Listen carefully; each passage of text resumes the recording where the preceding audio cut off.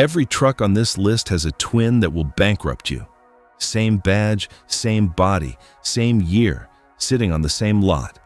And one of the two has the engine the manufacturer ruined. That's not an exaggeration.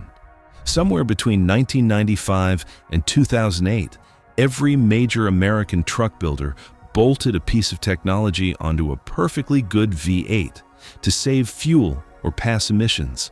Cylinder deactivation, two-piece spark plugs, and almost every one of those systems went on to kill engines that would otherwise still be running.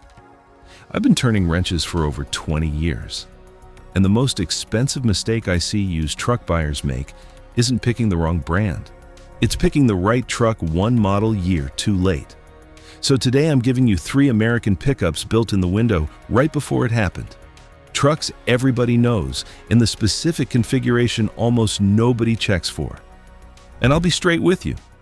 Number 1 has a window that is exactly 3 model years wide.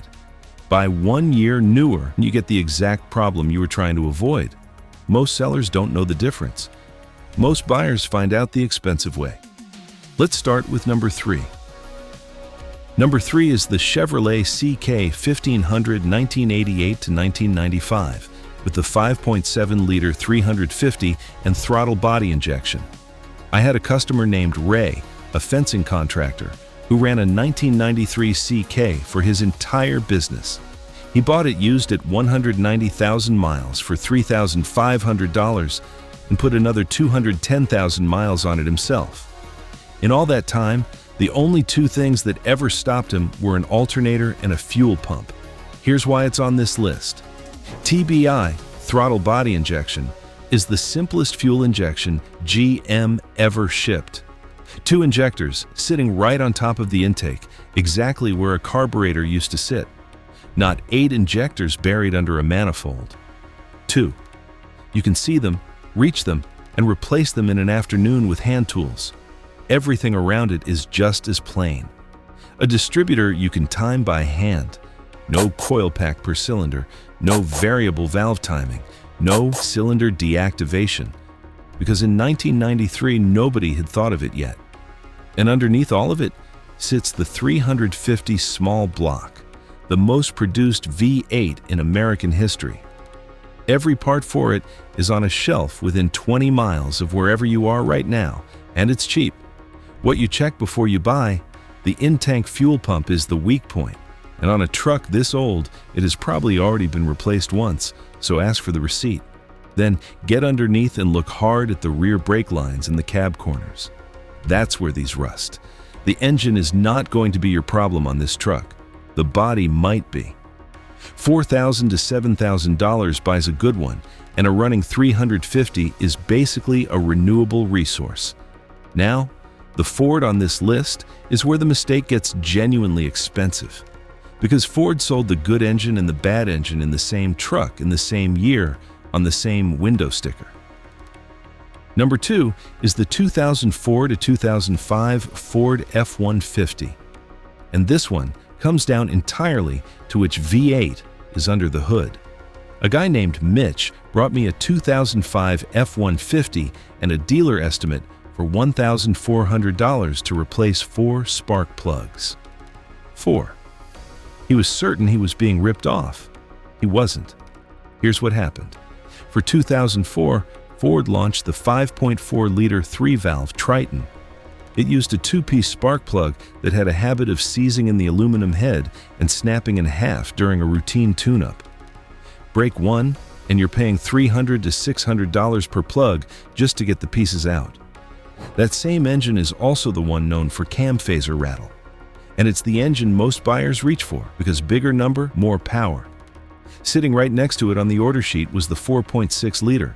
And in 2004 and 2005, that engine was still a 2-valve. No 2-piece plugs, no cam phasers. Just the modular V8 Ford had been building since the 90s with a timing chain and a bottom end that regularly runs past 250,000 miles. Less power on paper, enormously less money over 10 years. The check on this one. The 2-valve heads hold the spark plugs with fewer threads than you'd like, so if a plug ever blew out, Look for a thread insert repair. That's a proper fix, not a red flag. It's stronger than factory. Ask when the plugs were last done and who did them.